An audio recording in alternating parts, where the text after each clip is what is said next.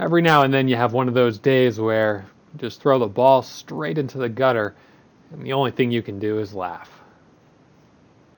All right, guys, so we're going to do a little midday market recap. Today is a red day recap, but a little bit of an unusual one. So, finishing the day down $1,849, which on the surface would seem like that's not a very good day, which is true. It's not. It's my max loss. But at the same time, this was the first day that I chose to trade even after I was below my max loss.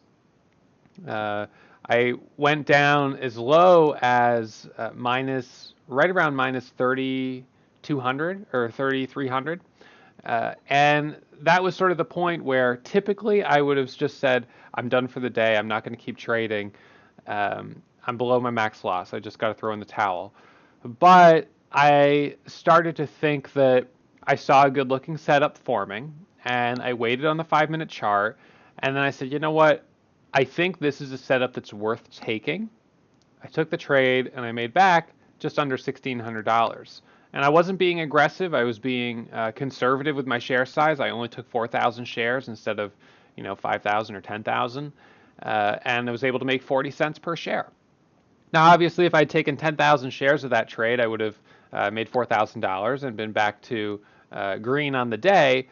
But if I had lost, then I could have gone down minus 5,000 on the day, and I didn't want that to happen. So I figured, I would take a stab at this setup. If it worked, I would potentially add, and maybe I would get myself back to green. But really, I just wanted to take the opportunity to take a good quality trade. It was a quality trade, a good setup, and a good winner. So this is, for me, sort of interesting because it's the first time in over a year that I've taken a trade after hitting my max loss.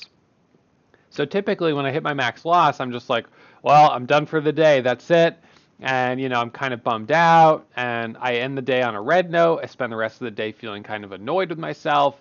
But today, I'm ending on a green trade. Like I said, the first time in over a year that I've had a day that I'm closing red this much, but the last trade was green. So it's kind of an interesting feeling because I don't really feel like this is a bad day. I mean, I'm red, but it almost feels like I'm green. It's kind of weird. So the challenge, of course, is that for beginner traders, and the reason to have a max loss is because for me as a beginner trader, when I would be down more than $1,000, I would start just thinking, I want to get back to break even, and I'll just trade anything that moves. I see a stock starting to pop up on the high day scanner, I buy 5,000 shares. It doesn't go up, it drops 10 cents, now I'm down $1,500. I look for the next setup. I do the same thing, and I get myself into this downward spiral. And that's exactly because the risk of blowing up an account. Most of the days, my worst days ever, the worst day that I ever had, I was down $4,000, and I should have just been done for the day. But I think I was actually only down like 1,100, and I kept trading. Got myself down 2,000, 3,000, 4,000, took that final trade, and I lost $25,000 on it like that.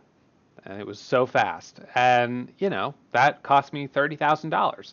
And it's because I was trading from an emotional standpoint. I was emotional. I was frustrated. I was angry. I was revenge trading. I wasn't, calm, cool, and collected. I didn't have composure. I was being really aggressive and really angry. And I wasn't in the place to be trading with big size. But today was different. And obviously this is years later, but, today was different. And I was able to look at my account down 3,600 or whatever it was and say, you know what? Obviously that's not great, but at the same time, it's not that big of a deal. And I hit my max loss at like 10 a.m. So, I hit my max loss and I'm like, all right, well, should I throw in the towel and walk away? Normally I would, but, there might still be some opportunities. And then this setup started to run, and that's when I thought, okay, well, that's something that I can trade. So let's go over the trades from today. It started a little interesting because we had two stocks on the gap scanner, EVOK and FNCX. And both of these were gapping up between like, 50 and 70%. I mean, these were big gaps. EVOK from 280 yesterday all the way up to 460 pre-market. So on this one, the bell rings, it starts to pop up a little bit. Obviously, it had pulled back, and I said, all right, well, I'll go in this for a scalp, but I'm really not sure it's going to be easy. I think it's already gone parabolic pre-market. I get in, it pops up from 34 up to a high of 44, a high of 40, 44. Yeah, small win, made $267 on it, 5,000 shares, in, out, done. So small win, didn't work the way I thought it would. FNCX. This one, similar, really strong pre-market. The bell rings. I got in for a scalp over the $0.50 of 450. Pops up to a high of 475. Drops back down. I stop out $177 on 7,000 shares. So, I just didn't get the follow through. So there were two small trades, and then I took a trade on QBAK. And this is one of those ones that was fairly annoying because I put out my order to get into the trade at like 480, and I only filled, out of a 10,000 share order, I only filled 1,000 shares. It pops up to 460 or 560, and I'm sitting there feeling pretty frustrated that I only got a partial fill. But I said, you know what, that's okay. I'll get in here on the first 1 minute pullback. So I got in here for the break of 540, and I added 10,000 shares. We popped up to a high of 58. I was looking for the break of 58 and 65 to go to high a day. And then in this candle, we dropped down to 24. So immediately, I went from being up, whatever it was, 18 cents to down 16 cents. And I kind of held for a second. I was like, okay, well, let's just see what this is going to do. And then in this candle, we dropped down to 486. I had to stop out, and I lost 44 cents with 10,000 shares, $4,400 loss. Happened pretty fast. So I went from being, up 1,000 on the name to down, whatever it is, 3,600 on the name. And that's when I went from being, up on the day to at my max loss. And so at that point, I was like, this was literally 945, 946. And now I've hit my max loss. And I was feeling frustrated because I had said out loud before I took the trade that I should be cautious on this because of the fact that I didn't get a really good profit on the first move. So I should be more conservative with my second trade. But I got in with 5,000 shares, and then as we popped over the $0.50 of 550, I was like, it looks good. I'll just double up. I'll have a 544 average, 545 average. Looks like it's going to go to high a day. $6 possible target. It just didn't work. Stopped out. So, that's the luck of the draw. Was I too aggressive? I was too aggressive relative to the fact that I didn't get a good fill on my first trade. If I had had my first trade work out, then this would have been fine, but I was risking too much considering I missed that first big breakout. This one had a headline this morning, squeezing up on the high day scanner. So that was that one. And then traders in the room started mentioning Noven was running. And I looked at this one as it was starting to squeeze up, and I was kind of like, oh, it looks interesting, but I can't trade it. I'm not going to buy on a 1 minute setup. A big position. It's already pretty extended. I'll wait for the 5 minute pullback. Meanwhile, it runs all the way up to $8. So another time when I decided to sit out, and I would have actually done just fine if I had chased it. But whatever. I sit it out. I wait for the pullback. We get the pullback, and it ends up being a pretty pretty sharp pullback here, all the way down to 636. We pop back up, pull back for a second, and this is where I decided to get in. What I thought here was a break over $7 would get us back up to $8. So I got in with 2,000 shares and then doubled to 4,000 with a like 680 or 688 or 690 average. And my back of the mind target was a move back up to $8. If that had worked, would have been a $4,000 winner. But what I was thinking is that I'll let it come up here. It'll probably hit some resistance at 750, which it did. It popped up to 750 and then it pulled back. And so that was when I was thinking, okay, I'm going to add potentially over 750. We come up to 740, we pull back, we pop up to 746, and it started to feel heavy. And that's when I said, you know what? I wanted to see this above 750. It doesn't seem like it's happening. I'm just gonna take my 40 cents. Took my 40 cents, $1,600, and that put me from down 3,600 to down 1,800, which is a little bit more respectable and does feel a little bit better. And I think it was a good trade. I was calm. I was trading the 5-minute setup. I wasn't being overly aggressive on a 1-minute trade. I wasn't chasing. I was waiting for the pullback. And this is the type of trade where if we had gotten the pullback here and we ended up breaking over 750, and let's say I added 4,000 shares, so now I would have 8,000 shares, but with an average at about 715. So now with a 715 average with 8,000 shares, if this had gone up to even 765, 770, I'd be up $4,000. It goes up to 780 to $8 to 815. Now I'm up $8,000. And that's how you can turn a small winner into a big winner, by adding to it when it's working. At the same time, that's the same way you can take a small winner and turn it into a break-even trade. Because if it came back down to 716, I'd be out break-even instead of having a $1,600 winner, which is what I have now. So pros and cons, and you kind of measure that against the potential strength of the setup. Is this the type of setup that could realistically go back to 8 or even higher? And I think it was. It just didn't work. So I'll be more aggressive on those types of setups. And in hindsight, it sure would have been nice to capture some of this move here on the 1-minute chart. I think the reasonable entries would have been this 1-minute pullback at 617 and possibly this consolidation at 559. So, when I see when I see a stock hitting my scanner and, all I see is kind of like, this first squeeze, that's when I start to think this has potential. And sometimes traders will say, look, I don't see what you see there, but I'm looking at this and I'm looking at the daily chart and I'm recognizing that if this works, it really could, there's a whole lot of potential. And it has what we look for. It's a low float stock with volume and with a catalyst. So, you've got 1, 2, 3 of the criteria. This is a stock that I'm going to try to be more aggressive on. So, today's the day where obviously I'm giving back a little bit of profit. I made about $16,500 in the last 2 trading days before today. So up 16,500 and then back down 1,800. That's down about 12%.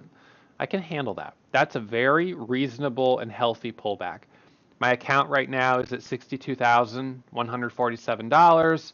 So tomorrow it'll be at, $60,300, something like that. And that's fine. I'm fine with that. I was feeling a little bummed out when it looked like I was going to open tomorrow below 60,000 because I was feeling like, I just kind of crossed over this threshold and now I dropped back below it. But, whatever. It is what it is.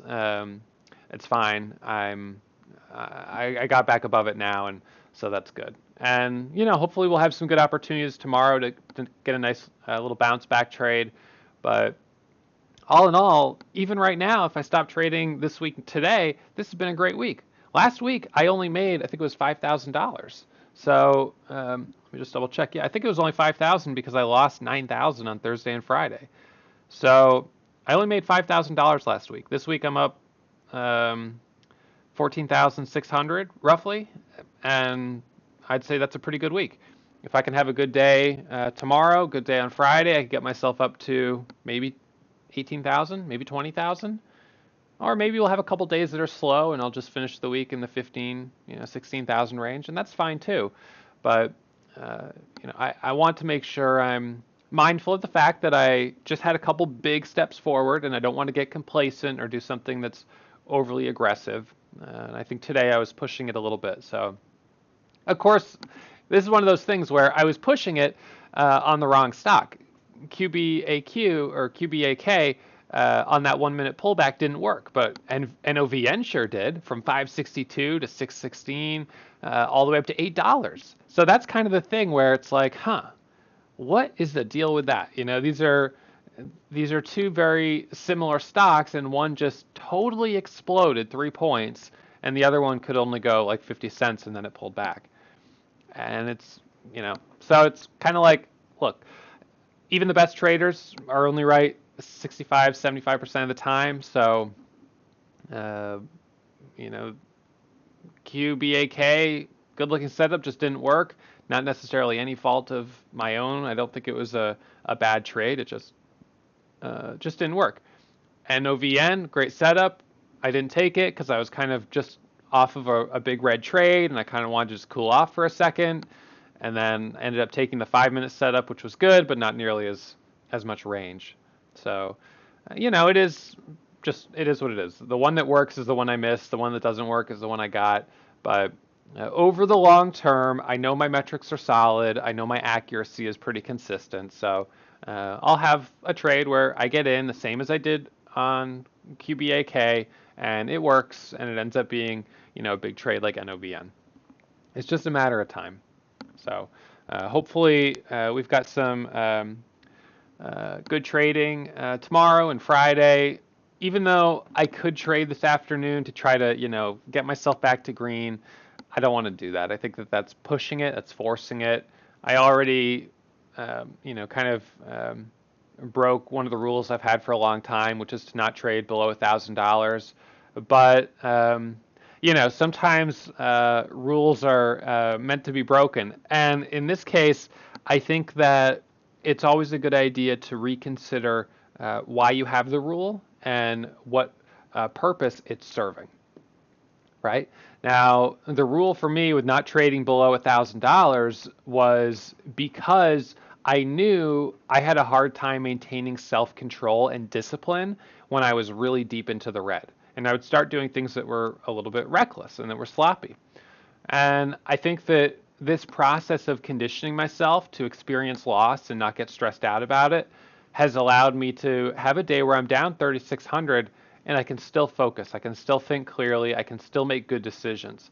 So this is a really good sign for my own emotional development as a trader, that I can now have a day where I'm down 3,600 and I can still trade myself out of it. Whether it's, even if I do have another loss and I go a little deeper into the hole, I know that I can maintain composure. That final trade I took smaller size, so if it didn't work, I wouldn't go down much more into the red. I knew I was right kind of at the edge of where I would just have to say I'm done. But I said, look, this is a good setup. I'll take a stab at it. If it works, it's great. If not, I'll stop out. $400 or $500 loss. At this point, that's not going to be a big deal. It ended up working, and because it was the type of setup that could have given me an $8,000 winner if it really went the right way, it was absolutely worth $400 of risk, 100%, regardless of where my P&L was standing on the day.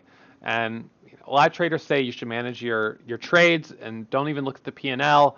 But at the same time, you have to be mindful of the fact that if you have a day where you're down $6,000-$7,000, take the hint, like walk away, right? You're having a bad day.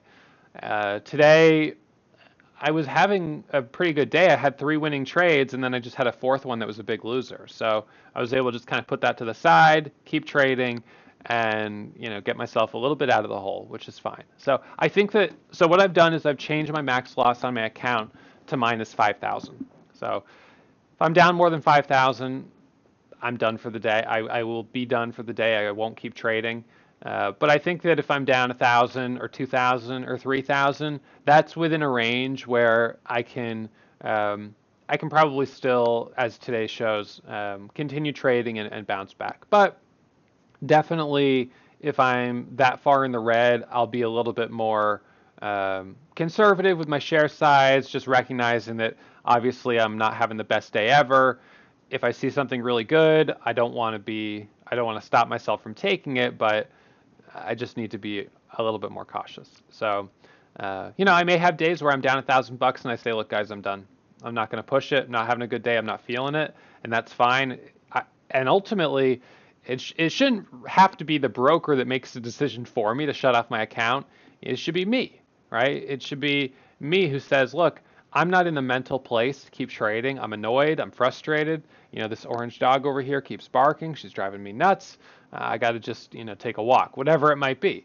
Um, and I, for a long time, delegated that responsibility to my broker because I was having a hard time, um, you know, following the rules. Essentially, I was having a hard time following that max loss. I'd have a day where I was in the hole. I would keep trading. I'd get more and more frustrated. I'd just start swinging at the fences for anything that moved, and it's just not good. And I think that this is one of the challenges that a lot of traders have. A lot of our students are men, which is maybe not surprising. But of course, we have women in the room, and we love having you guys. But a lot of the students are men, and a lot of the young men, I know, like myself, when I was in my 20s, I would get so frustrated because you're trying so hard and you're just not seeing results, and that frustration can kind of get you a little emotional. I mean, I think you'd be hard pressed to find a day trader who hasn't thrown a computer or slammed down his desk or something like that. I mean, you get to this point where you get frustrated, but you can't take that frustration out on your account, right? Because the market, I mean, it's like fighting the ocean. I mean, the market is always going to be stronger. You can't bully the market. You can't just, market order in with your entire account and think you're going to be able to get the trade to work. I mean, the market is always stronger. So that can be very frustrating when you're having a day where you just feel like you keep coming up, short.